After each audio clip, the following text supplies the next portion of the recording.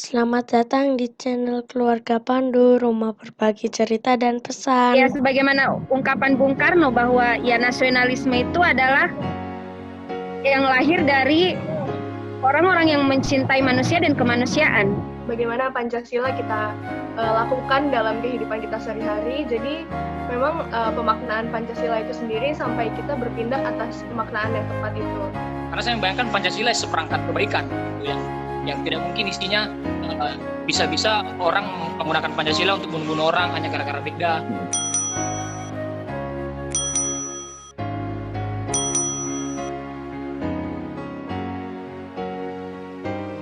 Sebenarnya makna Pancasila untuk saya pribadi, saya tidak mewakili siapapun dan kalangan apapun.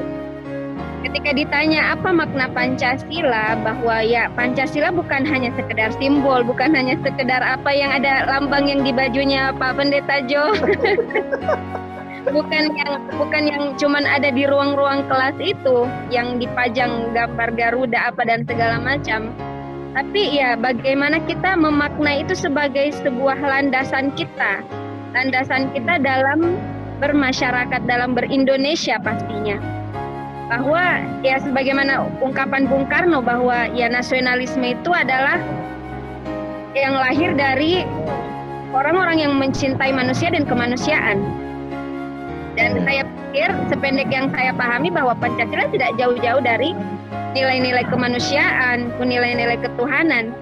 Nilai-nilai Pancasila itu ada di dalam agama-agama kita. Mulai dari sila pertama sampai sila terakhir, saya pikir itu semua mencakup nilai-nilai luhur pada kita masing-masing. Seperti itu. Saya lebih kepada Pancasila itu sebagai way of life atau cara hidup. Bagaimana Pancasila menjadi cara hidup kita bermasyarakat di Indonesia. Bagaimana Pancasila kita lakukan dalam kehidupan kita sehari-hari. Jadi memang pemaknaan Pancasila itu sendiri sampai kita berpindah atas pemaknaan yang tepat itu. Karena saya membayangkan Pancasila seperangkat kebaikan gitu, yang tidak mungkin isinya bisa-bisa orang menggunakan Pancasila untuk membunuh orang hanya gara-gara beda pandangan politik, pandangan agama, suku dan lain sebagainya. Sehingga bagi saya kemudian dia penting kemudian hidup di dalam lagu-lagu saja, tidak sekedar dalam kognisi dan menjadi alat untuk menjustifikasi kelakuan kita yang buruk kepada orang-orang yang kita anggap berlawanan dengan kita. Kalau menurut Sandy sendiri, kalau kita berbicara tentang Pancasila, kan asas Pancasila itu sebenarnya di dalamnya kan mencangkup tentang perbedaan. Kalau dilihat-lihat sebenarnya jiwa muda, jiwa anak-anak muda, anak-anak tongkrongan bahkan bahas tentang persatuan, membuktikan tentang rasa persahabatan dan toleransi itu sangat kuat. Bahkan kalau misalnya kita lihat di kafe-kafe itu, ketika anak-anak muda duduk itu udah nggak ada mikir agama apa, latar belakangnya apa, dari aliran apa dan aliran apa. Sehingga Pancasila sendiri tuh kadang kalau kenyataannya kita lihat Pancasila itu selalu digaungkan ketika ada kepentingan-kepentingan tertentu.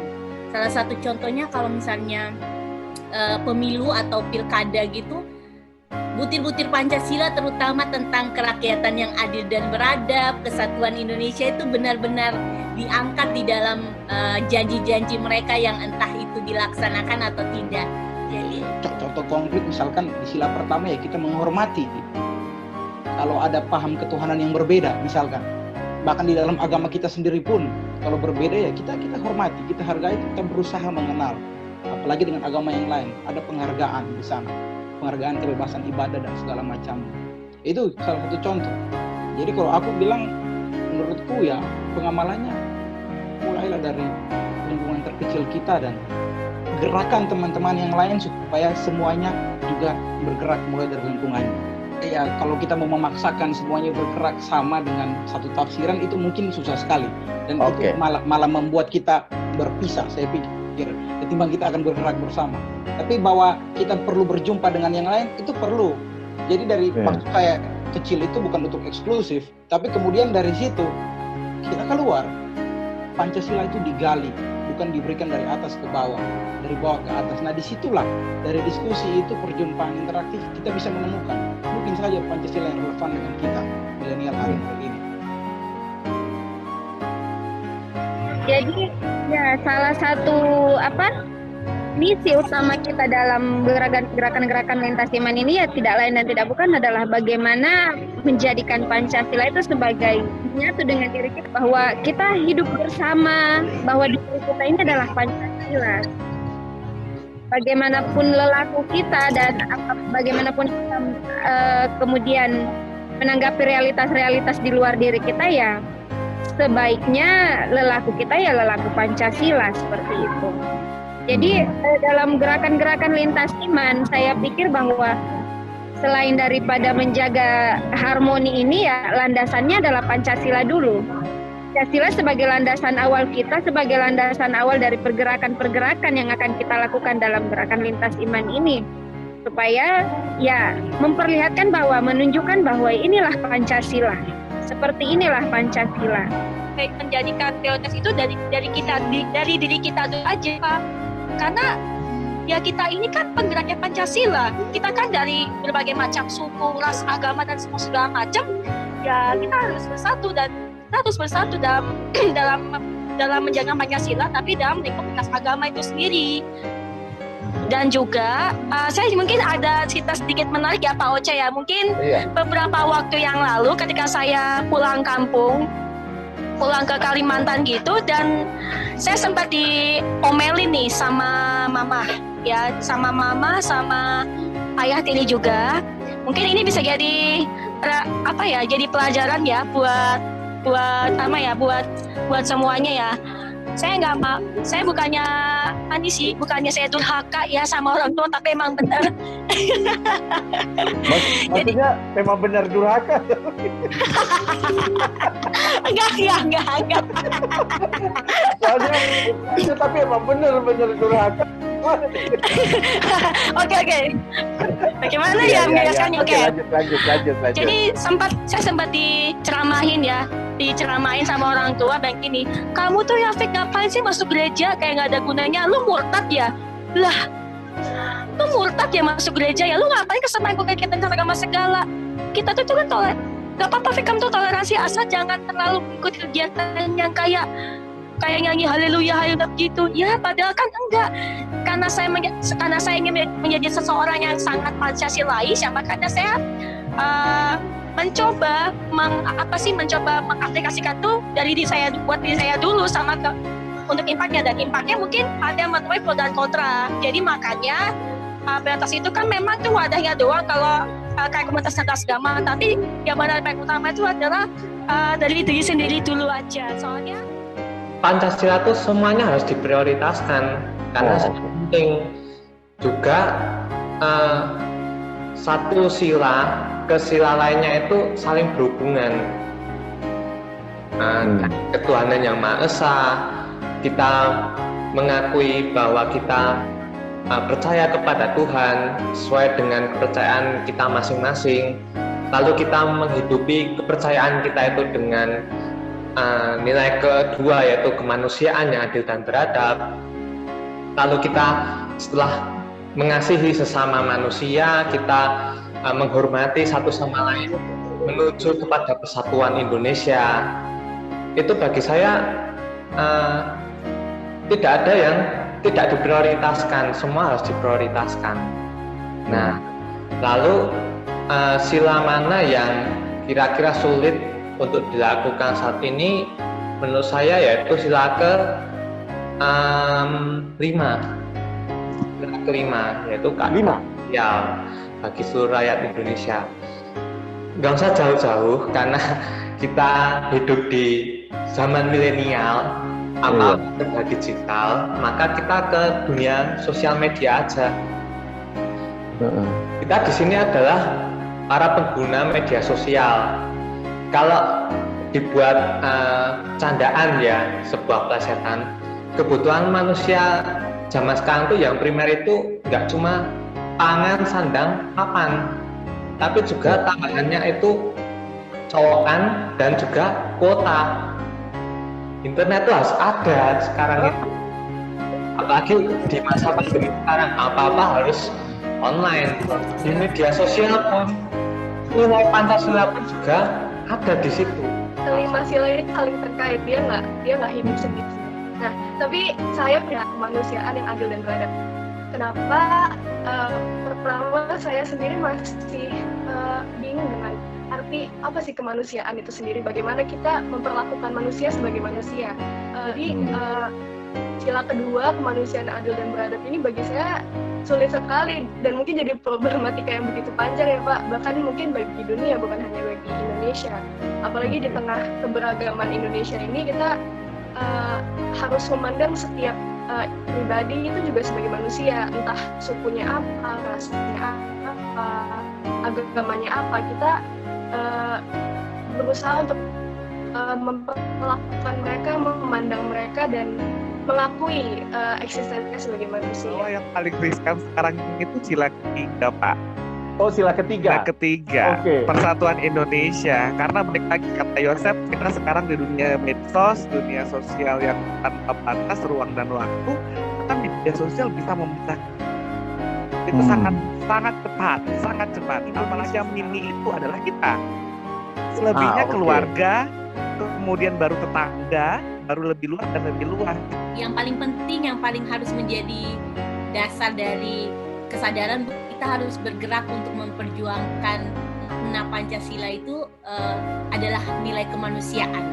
Kalau misalnya kita sadar bahwa nilai kemanusiaan itu harus benar-benar kita perjuangkan, bahwa kita harus memanusiakan manusia lain, memandang manusia lain itu sebagai orang yang harus kita hargai seperti kita menghargai diri kita sendiri, maka nilai-nilai Pancasila itu bisa kita perjuangkan tanpa kita lihat mana aspek yang paling penting, mana aspek yang tidak terlalu penting. Jadi ketika kita bisa sadar bahwa Pancasila adalah tujuan hidup bangsa Indonesia, maka yang harus kita perjuangkan bukan hanya tentang persatuan, bukan hanya tentang keadilan sosial, tetapi adalah tentang kemanusiaan. Kalau seseorang sudah berjuang untuk kemanusiaan dan perjuangan itu otomatis dilakukan oleh orang-orang di sekitar dia dan terbentuklah kelompok-kelompok yang memperjuangkan kemanusiaan itu, maka sila-sila yang ada di dalam Pancasila itu pasti terlaksana karena dasar kemanusiaan yang menjadi landasan mereka berjuang itu berkaitan sangat penting dengan kelima sila yang ada di dalam Pancasila tersebut. Kalau kita berbicara tentang Pancasila tetapi kita hanya melihat sila pertama, ketuhanan yang Maha Esa, lalu kita melupakan tentang sisi kemanusiaan, ya berarti kita bertuhan tetapi kita tidak menghargai apa yang menjadi karya Tuhan di dalam dunia ciptaannya itu. Apa dampaknya dari Filipina tadi itu? Termanifestasi dalam perjuangan membela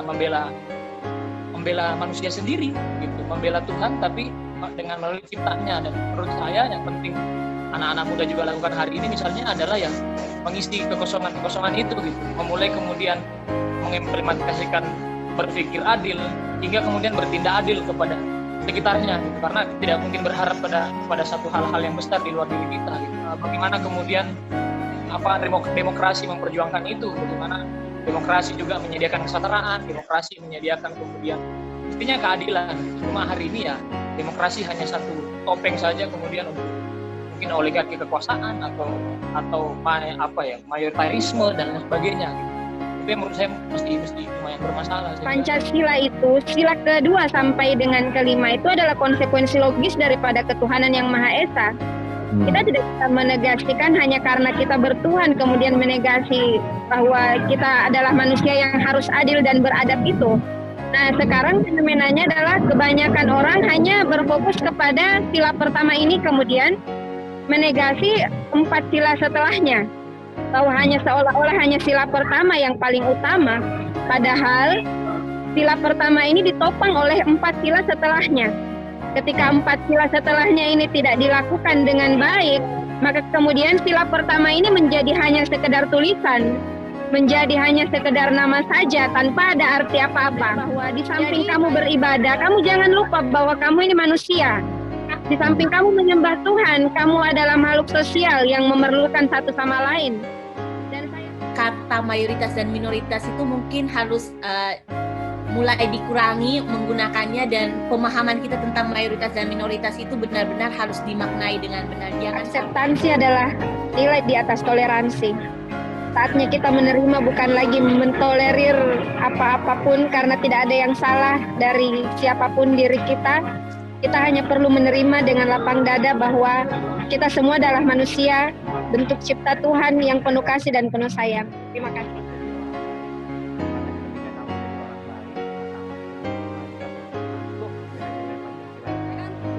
Kalau kita memulai suatu hal yang sudah kita mulai, apapun bentuknya itu, ya kita perjuangkan dari awal sampai akhir.